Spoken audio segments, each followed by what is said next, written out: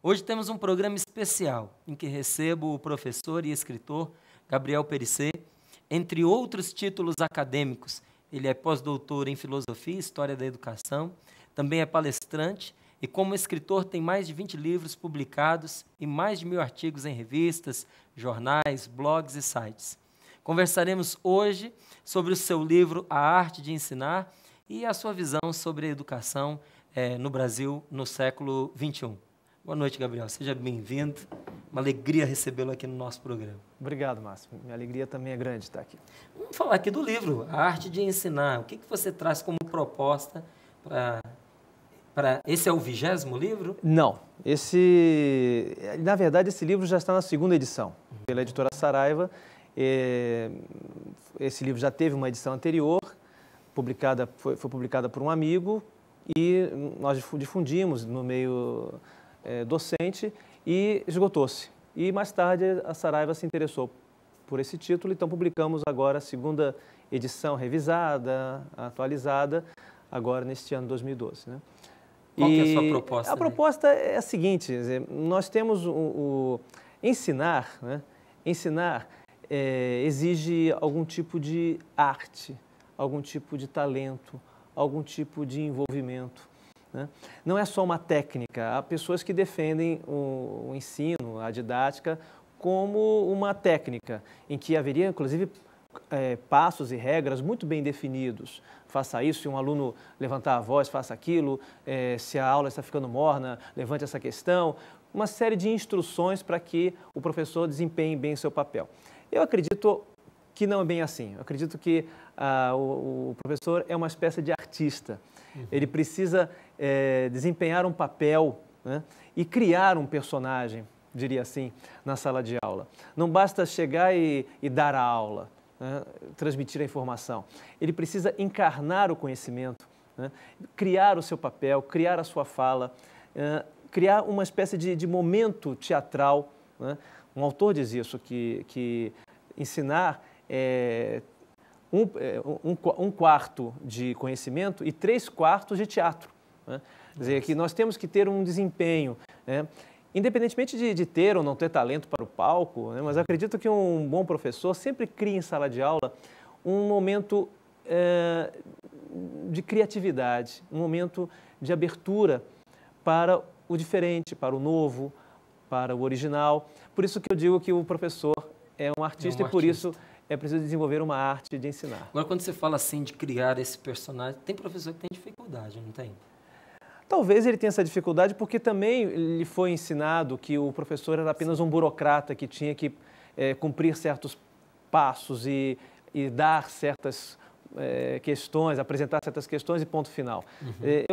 Nós sabemos que os melhores professores, aqueles que mais nos empolgaram, foram aqueles que, de alguma maneira, revelaram para nós um mundo diferente, um mundo para além das rotinas, para além do sabido, para além da cobrança.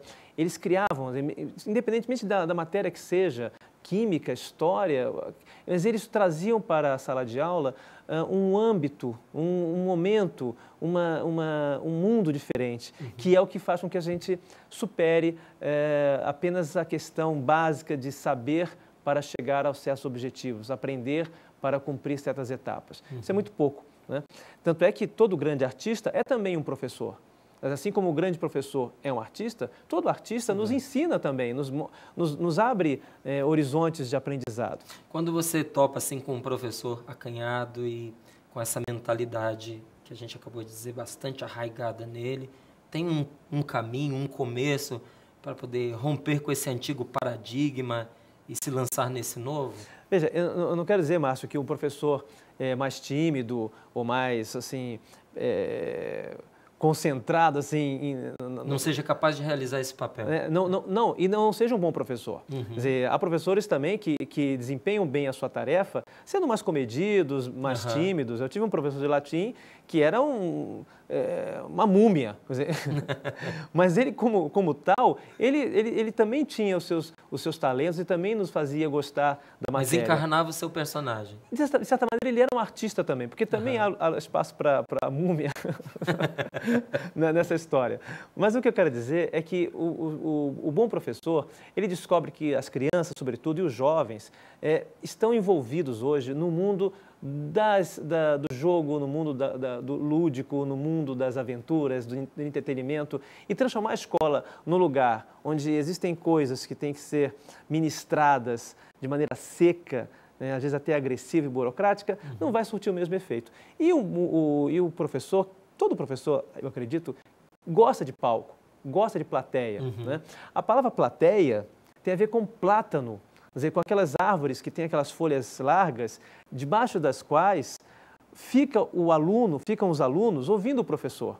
A plateia é aquela que descansa para se divertir, para se encantar, para aprender num clima de amenidade mesmo. Quer dizer, a sala de aula não precisa ser um lugar militarizado, um local da cobrança e da exigência bruta. Ao contrário, tem que ser realmente o momento do encontro entre um personagem. Eu conheço um palestrante muito tímido, que ele descobriu que a única maneira de ele vencer a timidez seria encarnar o papel de um palestrante. Então ele criou, quer dizer, ele hoje... Ele sai de si. Ele sai de si para ser o que ele é. Porque, na verdade, nós temos que fazer isso. Nós temos que criar um papel para nos manifestar.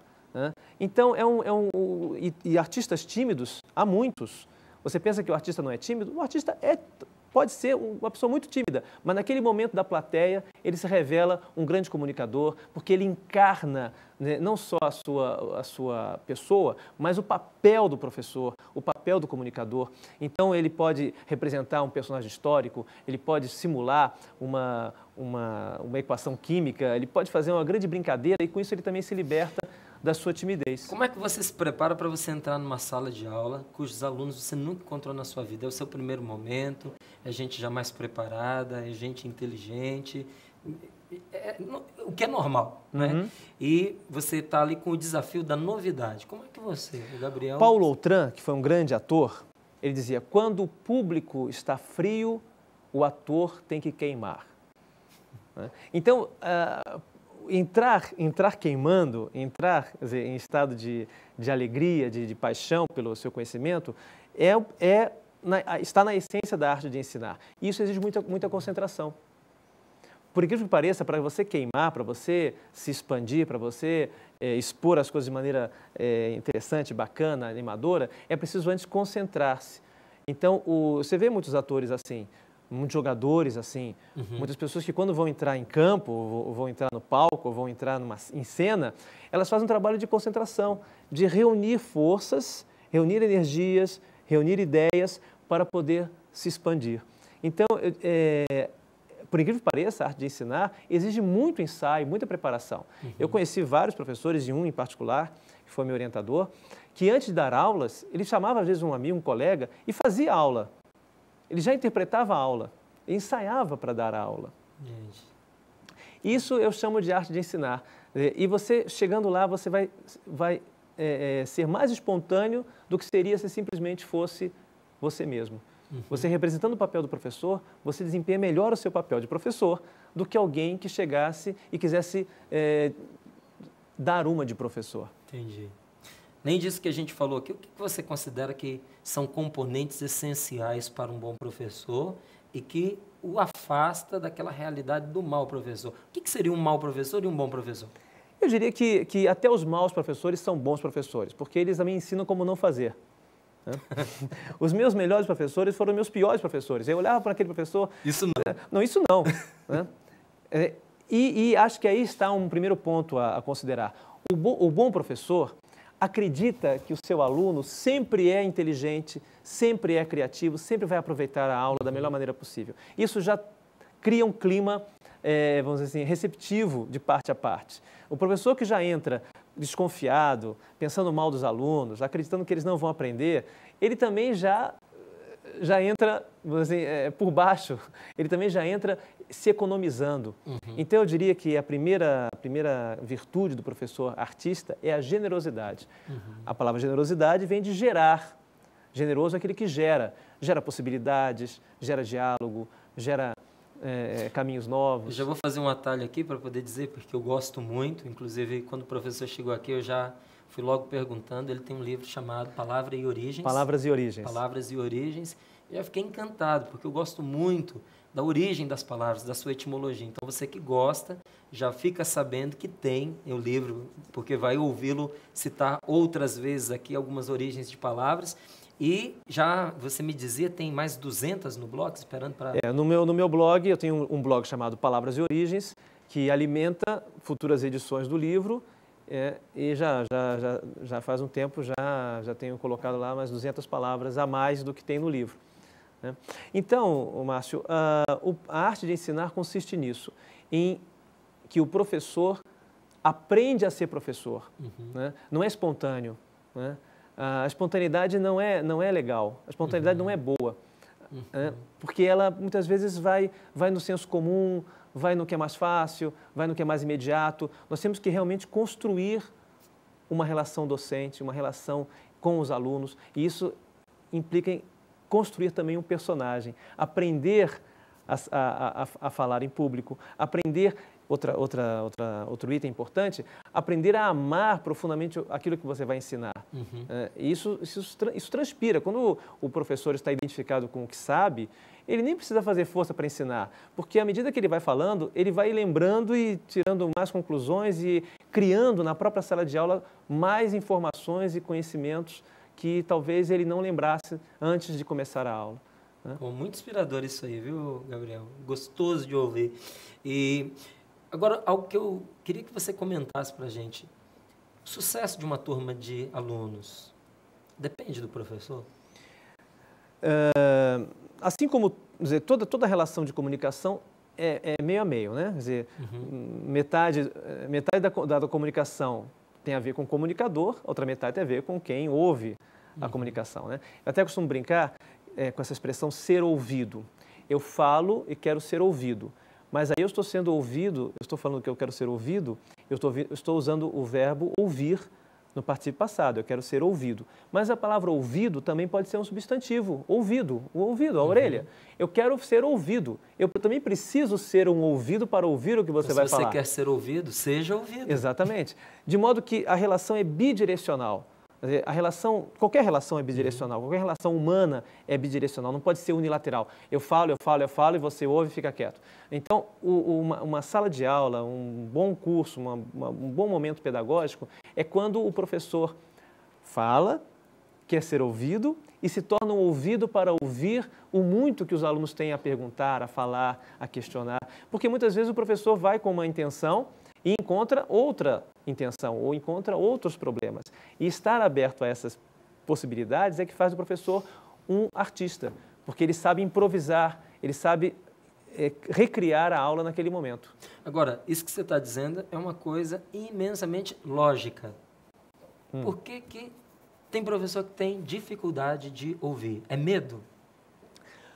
Bom, há duas razões aí, a meu ver. Uma é que, às vezes, os gestores criam um clima de terror, achando que os professores não podem crescer como artistas. Né? Uma vez uma diretora viu uma professora entrando em sala de aula, a pegou e disse: "Você vai entrar assim?" Ela: "Assim como? Assim sorrindo?" Então, os gestores, às vezes, podem inibir o crescimento profissional e, diria até, o crescimento artístico, né, do professor.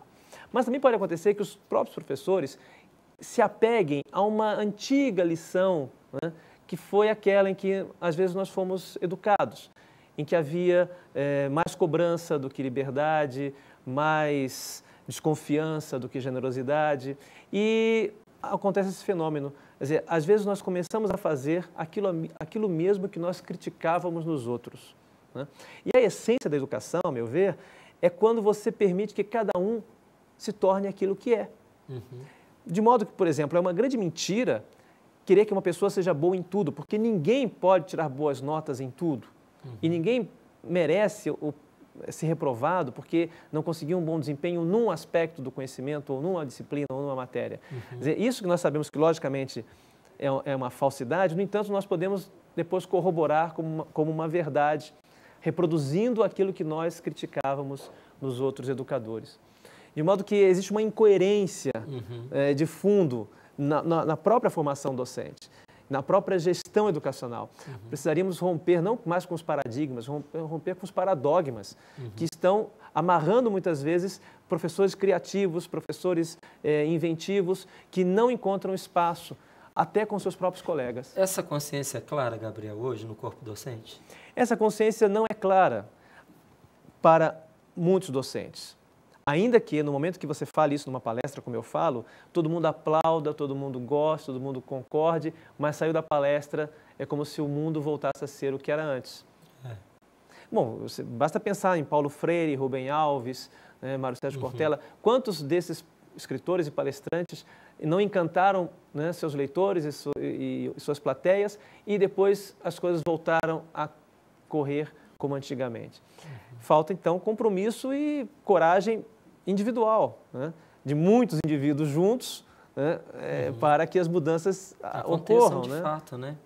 Agora, eu penso que quando um indivíduo escolhe enveredar pela carreira de professor, faz disso a sua profissão, ele deve trazer um pouco dentro do seu coração aquele desejo secreto de mudar esse mundo.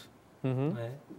Talvez uma pessoa de cada vez, uma turma de cada vez. O professor, ele pode mudar o mundo? Olha, sim, não há dúvida. A educação é, aliás, a grande oportunidade de mudança individual e coletiva. Agora, infelizmente, nós temos outros elementos em conflito, né? Por exemplo, quando a escola ou a universidade, enfim, diz que está preparando os seus alunos para o mercado. Isso é apenas um aspecto da vida, preparar-se para o mercado, né? Nós teríamos que preparar as pessoas para a vida em geral, né? E isso implica, muitas vezes, profissões que não têm prestígio, ou profissões que aparentemente não são as que vão dar mais dinheiro, né? Mas o importante é que cada um descubra o seu elemento. Há um autor chamado Kim Robinson, em inglês, que fala que o importante é que cada um descubra o seu elemento, ou seja, onde você se sente como um peixe dentro d'água. Então, se eu tenho, por exemplo, um aluno que quer ser dançarino, né, por que eu não dou espaço para que ele seja dançarino? Se eu vejo que o meu aluno vai ser ator, quer ser ator, deixe ser bom naquilo. Por que eu não permito que ele seja bom naquilo que ele quer ser bom e que ele pode ser bom? O que ele quer ser poeta? Eu estou escolhendo assim, áreas assim, um pouco mais desprestigiadas e que tem grande prestígio quando a pessoa atinge a excelência, grandes dançarinos, grandes poetas, grandes atores. Mas na base, quando o aluno, quando a criança, quando o jovem quer enveredar por esse caminho, parece que a sociedade desconfia de que ele não vai ser feliz, que ele não vai ser bem-sucedido. Seja uma outra coisa, quando tive isso aí, talvez como um hobby. Faça um concurso público e depois você se dedica a esse hobby, né? Agora, quando você falava aí dos plátanos, né? A gente até se transporta para debaixo de um deles e fica ali se deliciando, curtindo uma aula num ambiente mais aberto, mais gostoso, numa interação, numa conversa. Essa realidade que nós temos hoje do edifício escola, da universidade, com as suas salas de aula, com as carteiras, é a melhor solução? Quais são os prós, quais são os Então, contras você vê, disso aí? já começa até com a arquitetura, né? Ainda que fossem todos os prédios arejados e bem construídos, mas eu fiz uma pesquisa num outro livro meu chamado O Valor do Professor, em que eu faço um levantamento de tetos que caem.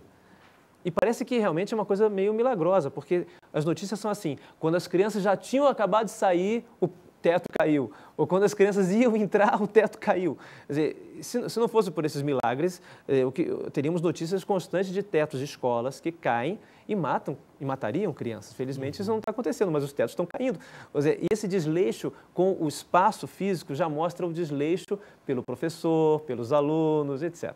E nós sabemos que é outra contradição, né, que nós temos no nosso dia a dia, né, como profissionais. A educação é elogiada, a educação é uma preocupação da mídia e, no entanto, no dia a dia, o professor, os alunos, a escola, são coisas de menos importância. Eu, conversando com um catequista muito bom, ele dizia justamente, é um exemplo negativo, né? Mas para você ver, só para confirmar essa ideia. Ele dizia que a catequese ela precisava se afastar desse aspecto trazido pela sala de aula, que deveria ser uma coisa ensinada de maneira próxima, de maneira íntima, quase ao colo, né? No olho a olho, na amizade, porque vai tratar de coisas do coração, vai tratar de fé, vai tratar de transcendência. E que esse aspecto, sala, carteira, quadro, isso não trazia um elemento muito positivo para o valor que a catequese queria agregar. Em suma, a pessoa estava dizendo que esse modelo que a gente tem em sala de aula é um tanto traumático e que depois de a criança ter enfrentado isso a semana inteira, repetir isso num final de semana é aterrorizante. Então, o quanto mais se pudesse afastar deste modelo para um tipo de educação diferenciado, seria muito melhor. Esse modelo se chama instrucionista, ou seja, eu sou um instrutor e você é uma pessoa que não sabe nada. Então, fica quieto e repita o que eu disse, né? Então, esse tipo esse modelo pedagógico está falido e, no entanto, continua sendo o dominante. Não ensina a pensar, né? Então, quando vem os resultados do PISA, do IDEB, todo mundo fica escandalizado. Eu não fico escandalizado, lógico, normal, quer dizer, não poderia ser diferente, né?